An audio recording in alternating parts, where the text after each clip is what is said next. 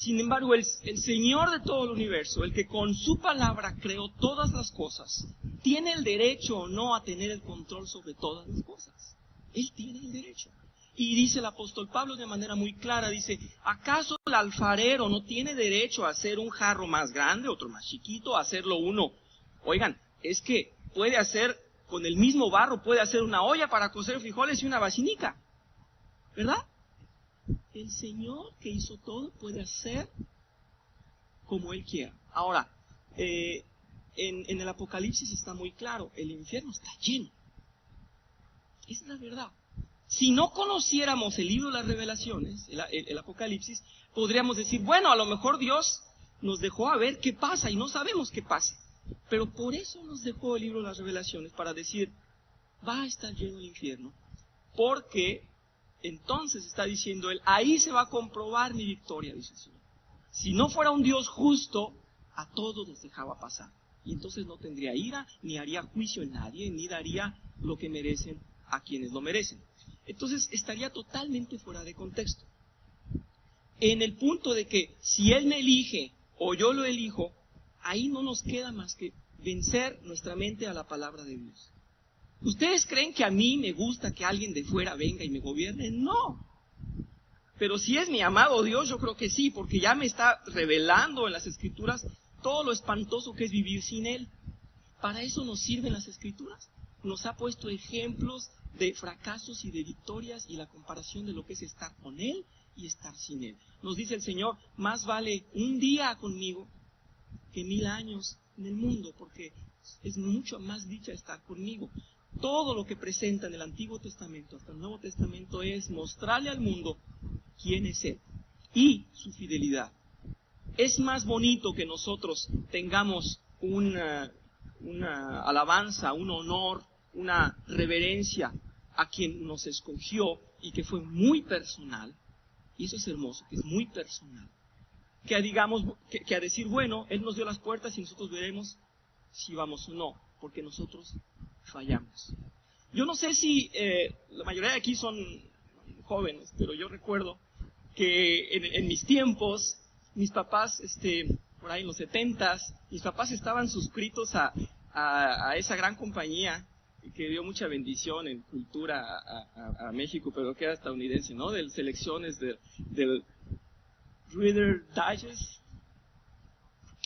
Híjole, mandaban catálogos y podías comprar discoteca para fiestas, literatura universal y los juegos y un montón de cosas. Y yo recuerdo que cuando recibíamos los sobres en casa, yo pensé que éramos los únicos que recibían, porque decía con letra ahí impresa, un montón de cosas bonitas, pero sobre todo, con letra a máquina, tenía el nombre de mis papás, ¿no? El señor Francisco López y familia. Yo decía, nos lo mandan nomás a nosotros.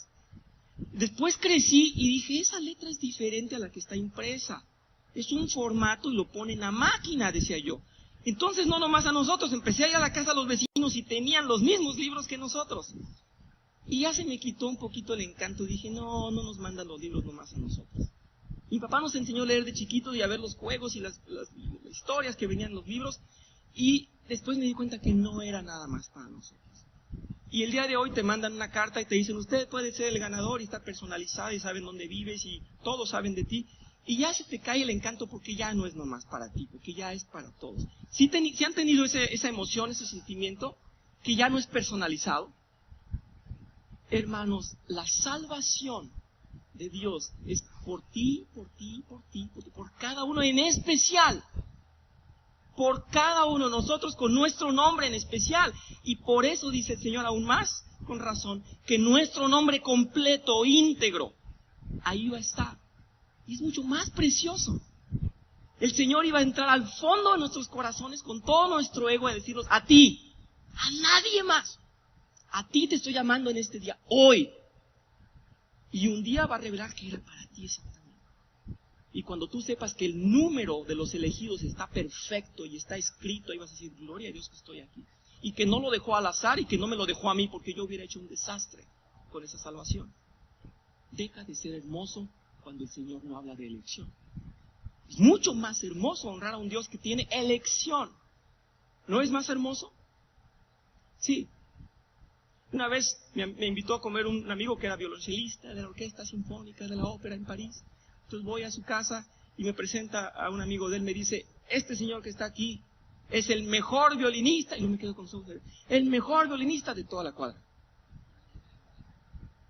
Era un estudiante de violín, pero pues era el mejor, porque en la cuadra a lo mejor había uno o dos, no es poco probable.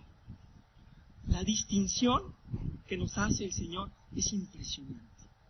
Entre tantos miles de millones de personas te dicen, tú eres mi hijo.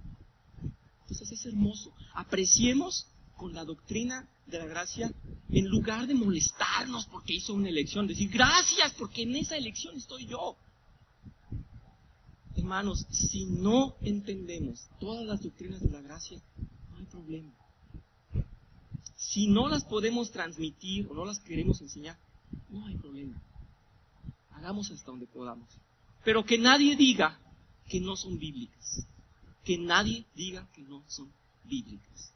Esta clase es para entender que esas doctrinas son bíblicas. Somos depravados, nos ha elegido porque Él quiere, en esa elección ha descartado a muchos. Y vamos a ver ahora la gracia irresistible, que es hermosísima. No sé si haya dudas hasta este momento. Peter, ¿quedó más o menos?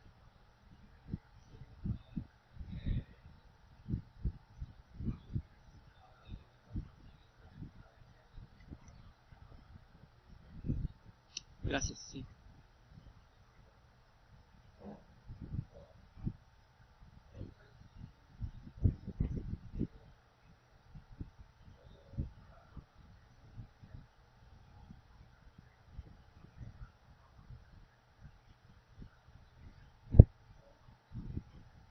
Muy bien.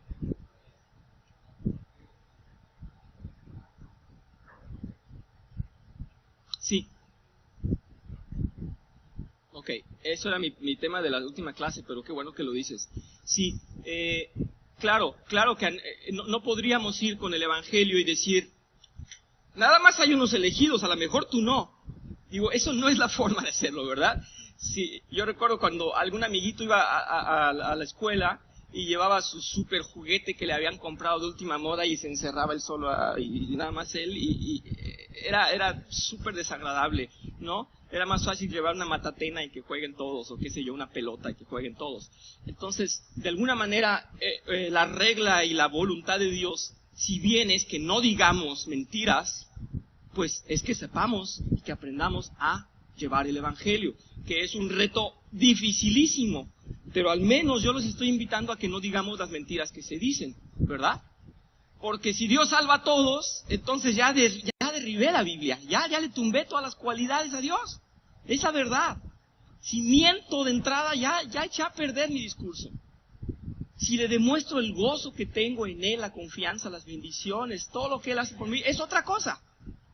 Pero si llego y le digo que Dios ama a todos, entonces ya no entra el orden de Dios ni la palabra de Dios.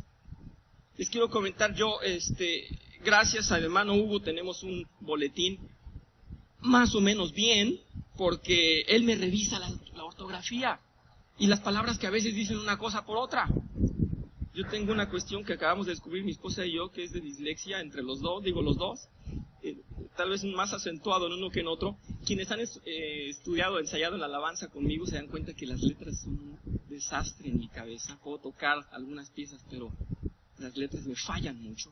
Entonces, si no fuera por la ayuda de Hugo, el boletín dice un montón de cosas que no tendrían sentido. Y lo mismo pasaría entonces con la palabra de Dios si no decimos la verdad y no somos cuidadosos. Dice el Señor, vayan y muestren todo lo que yo les he explicado, no otras cosas, todo lo que yo les he dicho. Y dice Pablo que no debemos alterar el Evangelio, y dice el ángel del Señor, le pone a Juan que diga que no le cambiemos ni un punto ni una coma, ¿verdad? Entonces, si no le debemos cambiar ni un punto ni una coma, ¿por qué vamos a decir que Dios ama a todo el mundo? Y que entonces esa elección queda muy diluida, muy tenue. Y es muy importante la elección, sí.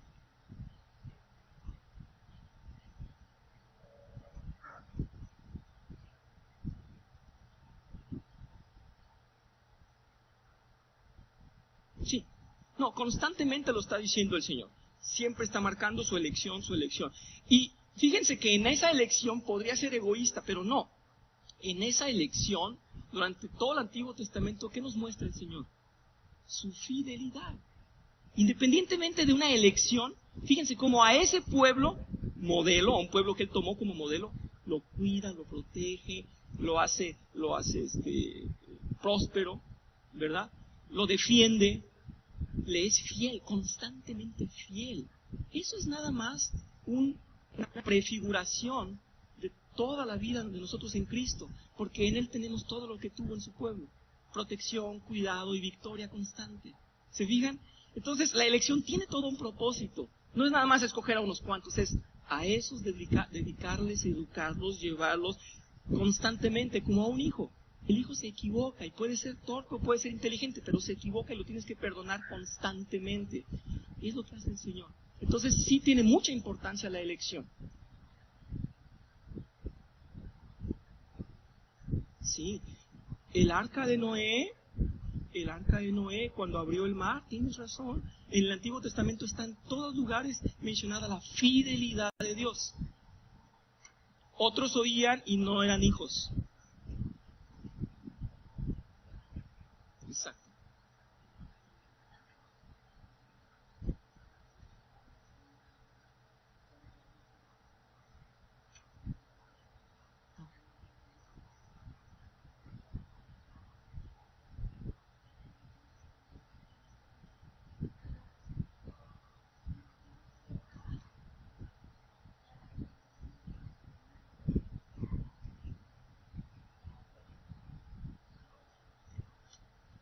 Sí, ya será cosa de, si no confundir nuestra tarea con la tarea de Dios. Tienes razón.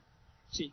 Muy bien. ¿Quedó claro allá atrás? Sí, ¿verdad? Que nuestra tarea es predicar, sea salvo o no, esté anotado en la lista o no, no lo sabemos, pero predicar a todos, y que del Señor será dar o no la salvación.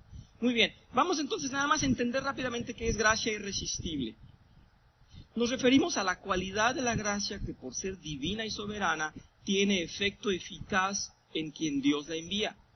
Todo aquel que haya sido predestinado por Dios se rendirá a Él sin resistirse, porque es voluntad de Dios.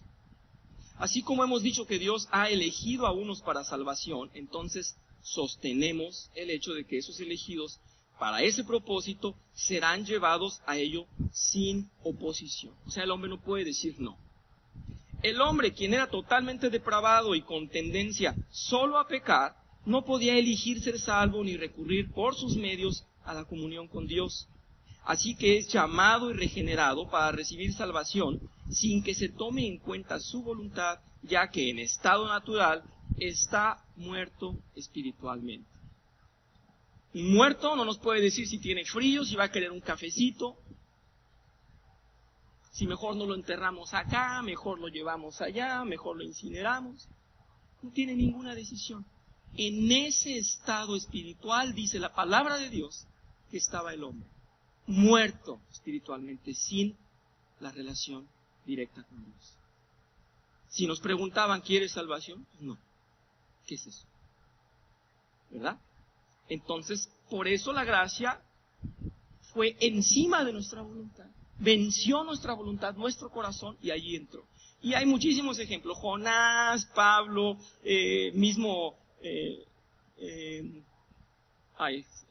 se me confunde, perdón, el nombre. ¿Quién dio las leyes? Moisés. Le dijo, no, yo no quiero ir, ¿se acuerdan? Yo no quiero ir. Pues encima de tu voluntad, tú vas a ir. Entonces, a veces nosotros le apuntamos a alguien, ¿verdad que aceptas al Señor? ¿Verdad que aceptas al Señor? Y lo queremos. Yo quisiera a veces agarrar a mi papá y meterlo, a ver con cuántas veces que le esté yo meciendo la cabeza va a aceptar. No podemos, ni Él puede.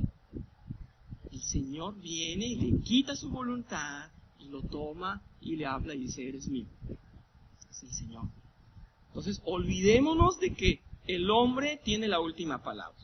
Olvidémonos, sería un Dios de papel, un Dios de aire, un Dios que no tiene fuerza sobre nuestra voluntad. Estaríamos poniendo la soberanía de Dios muy, muy en el suelo. Y por eso es soberanía, porque viene de sobre de sobre de todas las cosas. Nada, ninguna decisión humana puede estar por encima de la soberanía de Dios ni afectar a su voluntad, ¿verdad? Entonces, el punto de la gracia irresistible es cierto. Voy a abundar un poquito más. Cuando el Señor le cambia su corazón a un hombre, éste conoce a Dios y el Espíritu Santo lo lleva a despertar a Dios, a respetar a Dios, a temerle y a querer parecerse a su Creador, evitando el pecado. Por ello actuará bajo el mando del Espíritu Santo. Ahora será libre para elegir entre el bien y el mal y podrá hacer lo que a Dios le place. Las Escrituras nos revelan que la gracia es de tal autoridad que nadie puede frenarla o impedir que lleve su obra a cabo.